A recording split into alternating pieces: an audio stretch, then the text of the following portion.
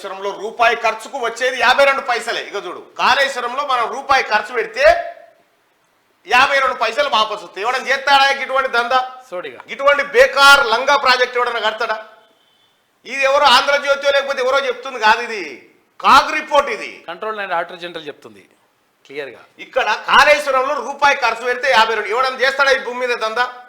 రూపాయి పెట్టుబడి పెట్టి 52 పైసలు వాపసు వస్తుందంటే ఎవడన్నా పెడతాడా? పెట్టిండు కేసీఆర్. ఎందుకంటే లాభం కాదు, పెట్టిన రూపాయికే నష్టం. ఇంకా 48 పైసలు నష్టం. ఇంకా ఈ ఎత్తిపోతల ప్రాజెక్టు ఆర్థికంగా అంత ప్రయోజనకరం కాదు. విద్యుత్ రుణ బాకీల కేటా 28,270 కోట్లు కట్టాలి. కరెంటు ఖర్చు అంచనాలకు డబుల్, ఏటా 10,000 కోట్లు, ఏటా 21,682 కోట్ల ఆదాయం అన్నారు. వచ్చేది 14,709 కోట్లే. వచ్చేది పావులా, పోయేది రూపాయి. ఇగో 87,000 కోట్లతో సృష్టించిన కొత్త ఆయకట్టు 40,000 ఎకరాలే. ముసాయిదా నివేదికలో తేల్చి చెప్పిన కాగు 87,000 కోట్ల రూపాయలు దానికి పెడితే 40,000 ఆయకట్టు రాలే. గణపురం చెరువు కింద 40,000 ఎకరాలు వాడుతుంది. గణపురం చెరువు కింద రామప్ప గణపురం చెరువుల కింద చూసిరా ఏం చేసిండో కేసీఆర్? అర్థమైందా ఇప్పుడు? ఈ లెక్కలు బయటకు వస్తాయి కాబట్టి కాలు గాలిన పిల్లి లెక్క ఎగురుతా ఉన్నారు. అదొకటి చెప్తారు ఇప్పుడు, అదొకటి కాలు గాలిన పిల్లి లెక్క ఎగురుతా ఉన్నారు. ఎవడన్నా భూమి మీద ఎవడన్నా ఒక్క మాట ప్రజలు, మీరు కూడా నాతో పాటు పోల్లో పాల్గొనండి.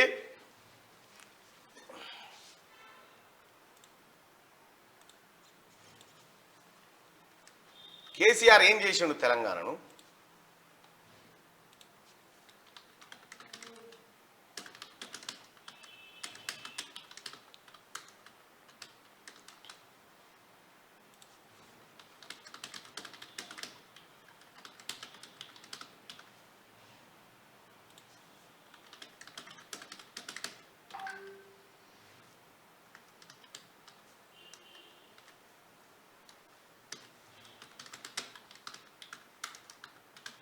చలో, కేసీఆర్ తెలంగాణను ఏం చేసిండు?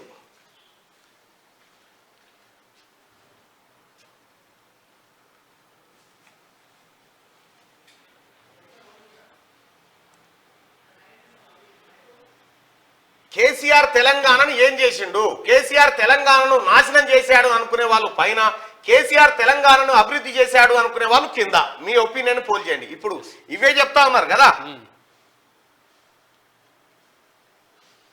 కాళేశ్వరంలో రూపాయి ఖర్చుకు వచ్చేది 52 పైసలు.